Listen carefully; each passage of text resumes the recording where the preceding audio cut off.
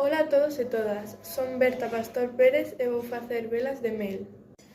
Para facer a vela necesitaremos auga, tamén precisaremos deste tipo de corda que é onde vai ir a mecha, unha pinza da roupa, un recipiente máis ou menos deste tamaño, pero pode ser máis grande ou máis pequeno, depende de que tamaño que irás a vela ou da cantidade de cera que teñas.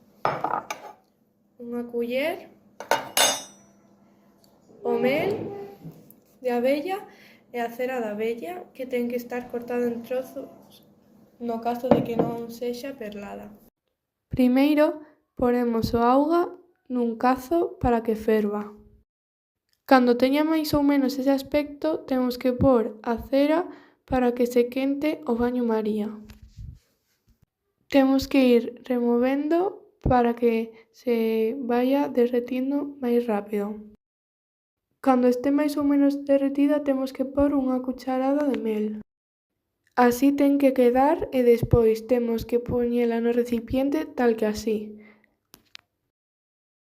E esperamos a que seque. Logo cortamos o que nos sobrou de corda e quitamos a cera que se quedou pegada ao verter a cera derretida. Este foi o resultado final da vela de mel. Limpeina toda por fora e por dentro para que quedara ben presentada para poder vendela e elaborei unha etiqueta. A candea débese conservar nun lugar que sexa bastante fresco para que non se derrita a cera. Costoume